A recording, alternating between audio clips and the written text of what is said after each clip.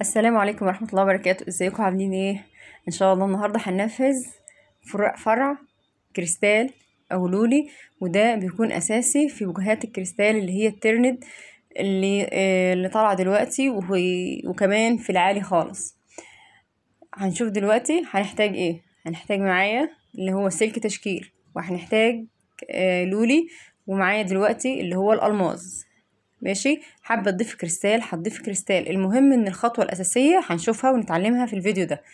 هنعمل ايه؟ هنجيب سلك طول متر، هنقطع سلك طول متر، وبعد ما نقطع سلك طول متر هنتنيه تانيتين، هنعمله مجوز زي ما حضراتكم شايفين كده. هنعمله مجوز ونتنيه. طيب هنعمل ايه؟ هنجيب معايا كريستال او لولي، الحاجه اللي انا عايزاها. هدخل مثلا 4 حبات كريستال. طبعا اللي عايز بيزود، بس بناء على التزويد ده انت بتزودي برضو في طول السلك اللي معاكي. زي ما حضراتكم شايفين انا بدخل دلوقتي الكريستال، باقي لي واحده، ادي اللي هي الرابعه. زي ما حضراتكم شايفين 4 كريستالات اهمت. ولو فاضل معايا مثلا، لو انا السلك طويل والكريستال اللي انا حطاه قليل، هزود برضو عادي من الطرف التاني كريستال عادي واكمل عادي. هنسيب معايا من اليمين، من عند ايد اليمين هنسيب مسافة كده من السلك. المسافة دي تعتبر اللي هي طول الفرع اللي انا عايزاه.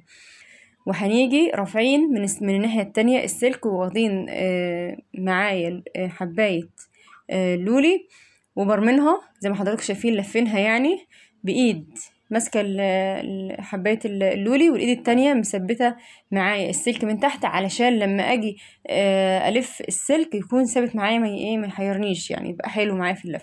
ادي اول واحده، اول حبايه عملناها. بعد كده هنطلع برضو لفوق، ايوه زي ما انتم شايفين كده. هناخد حبايه اللولي ونطلع بيها برضو نتني السلك كده لفوق. وخلي بالكم وانت بتلف السلك خليه اعلى شويه من الحبايه اللي احنا عملناها، او من الفرع اللي انا عملته. خليه اعلى شويه. ليه؟ علشان وانا بمرم السلك بلف السلك يعني بياخد مسافه في الطول، عشان يبقوا الاتنين قد بعض. نحاول بقدر الامكان يعني. تاني واحده عملناها زي ما حضراتكم شايفين. هنعمل التالتة. اظن هي سهله خالص اهي. بنمسك الحبايه برضو، وبنفضل نلف السلك ونثبته من تحت بايديا الشمال، ونخلي بالنا برضو ان تكون اطول شويه من الحبايه اللي قبلها، قبل اللف، قبل ما الف السلك زي ما حضراتكم شايفين كده. وطبعا ده مع التثبيت برضو بايديا من تحت. بفضل الف لحد ما تجمد معايا كده. عملنا التلاتة، فاضلك ايه؟ فاضل حبايه الرابعه. زي ما حضراتكم شايفين بطلع بالسلك لفوق، وبرضو بخلي بالي انه يكون اطول شويه من اللي قبله.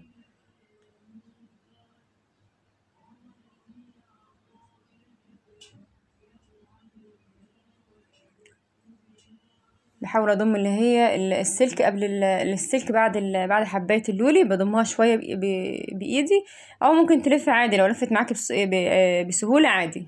لكن لو كده ممكن تضميها شويه من تحت الحبايه، وبعد كده تشتغل عادي. اساسا السلك اللي هو سلك التشكيل ده بيبقى طري في التشكيل يعني، ما بيبقاش صعب. زي ما حضراتكم شايفين ادي اول فرع من اللولي معايا. ادي اول فرع من اللولي معايا. طيب انا كنت مخليه مسافة قبل ما الف حبايات اللولي، كنت مخليه مسافة. طبعا فاضل معايا مسافة من السلك. بعد ما خلصتهم هلف بقى كله ايه اللي هو الطرفين، هلفهم مع بعض زي ما حضراتكم شايفين كده، علشان يثبتوا مع بعض. وكل ما بلف كل الفرع ما بيقوى، كل ما يبقى يعني ايه قوي شوية. اللي كمان اللي ممكن يساعدنا اكتر اللي هي الزراديه بصراحه. بس الزراديه انا جيت اشتغل بصراحه ما لقيتهاش، مش عارفه بقى يعني حبايبي ودوها فين. زي ما حضراتكم شايفين كده بنلفها. حابه تزودي بقى في عدد اللولي زودي عادي يعني، حابه تخليها 4 5 زي ما حضرتك حابه. بس بيدي في الاخر شكل جميل بصراحه، بيدي في الاخر شكل جميل. هو بس صعوبته ان هو بيحتاج شغل كتير بصراحه يعني، وممكن تعملي كتير خالص عشان تعملي بوكيه حلو يعني. ممكن ده ياخد منك شغل كتير، علشان كده هو بيبقى اغلى. وبيبقى اغلى لما يجي حد بيشتريه ولا حاجه، هو بيبقى اغلى عشان بس بياخد شغل كتير وبياخد وقت كتير برضو. بس ان شاء الله عندنا يعني اسعار خاصه باذن الله يعني، باذن الله يعني اسعارنا بما يرضي الله. بعد كده هنعمل ايه؟ هندخل على اللي هو الكريستال. هنعمل بره بقى من الكريستال. الكريستال دوت حبات، انا اسف، حبات الالماس ديت بيبقى فيها ثقوب كده، خروم كده من تحت. نخلي بالنا واحنا بندخل السلك ان السلك يكون داخل ما بين خرمين قصاد بعض او ثقبين قصاد بعض، علشان متبقاش مايله معايا واجي اشتغل ابص لاقيها جايب ناحيه. دخلت كده 4 بدخل الالماس بتاعي على حسب برضو ما انت حابه تزودي يعني. دلوقتي دخلت 4. هنعمل نفس الخطوات اللي عملتها مع اللولي. هنسيب مسافة برضو، نسيب مسافة، وبعد كده نطلع لفوق ونلف حباية الألماس.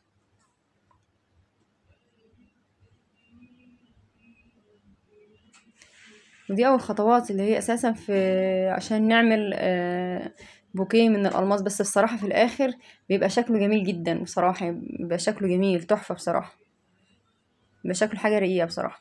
وعلى فكرة ممكن ندخل اللي هو الألماس دوت واللي هو اللولي، ندخل الألماس واللولي أو الكريستال، ممكن ندخله مع الزهور التانية، مع أشكال إن شاء الله بإذن الله تعالى. هشوف حاجات جديدة بإذن الله وجميلة بإذن الله، هترضيك وترضي ربنا بإذن الله قبل كل شيء.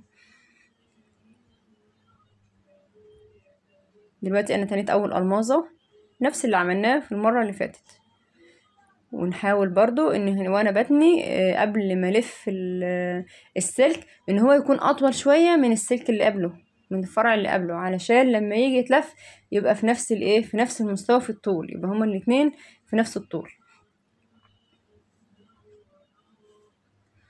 متنسوش بقى يا جماعة لايك وشير ان شاء الله يعني، عشان يوصلكم كل جديد، وتابعونا على قناتي فرحتك مع نسرين جمعة.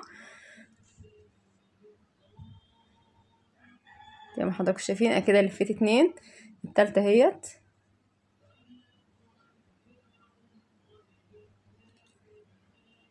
كنا بنمسك بايد ونثبت السلك من تحت بالايد التانية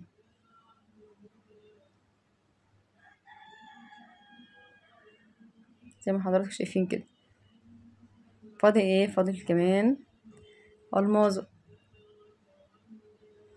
على فكرة كمان يعني البوكيهات الورد ممكن يدخل معاه كريستال، وممكن يدخل معاه ورد ورود، مش ورود صغنونة كده يعني شبيه الكريستال واللولي، ممكن يدخل حاجات كتيرة فيها، كل واحد بقى وايه وابداعه. زي ما حضراتكم شايفين كده. طبعا بقى بفضل اللي هو الطرفين من السلك فبنلفهم برضو علشان يبقى قوي شوية. على فكرة ممكن اجمع اللي هو الفرع ده مع فرع اللولي، ممكن اجمعهم هما الاتنين مع بعض.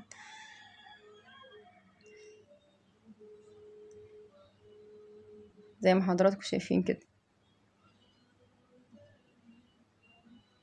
ادي فرع اللولي وادي فرع الالماظ، ممكن نجمعهم مع بعض، ندخلهم مع بعض ونلفهم عادي. زي ما قلت لكم اللي هي الزراديه لو موجوده بتبقى اكتر شويه في ان انا اثبتهم كلهم من تحت، من تحت من مطرح ايدي الشمال كده ما هي ماسكه، بتبقى اكتر شويه يعني، اكتر قوه شويه في الختام. وان شاء الله يعني زي ما قلنا قبل كده في الختام بنقول ايه؟ استودعكم الله الذي لا تضيع ودائعه. وفي النهايه صلي على رسول الله. متنسوش بقى لايك وشير، والى اللقاء. وقبل الى اللقاء، شايفين المنظر عامل ازاي؟ انا اسف مش عايزه اسيبكم والله. شايفين المنظر عامل ازاي لما بنجمعه؟ تخيلوا بقى لو اكتر من كده يعني، تخيلوا بقى لو عملت اكتر من كده، زودت اكتر من كده، هيبقى شكله جميل، هيبقى شكله تحفه ان شاء الله باذن الله. زي ما قلت لكم هنعمل تاني باذن الله في الختام. الى اللقاء، استودعكم الله الذي لا تضيع ودائعه. وتاني صلي على حبيب الرحمن.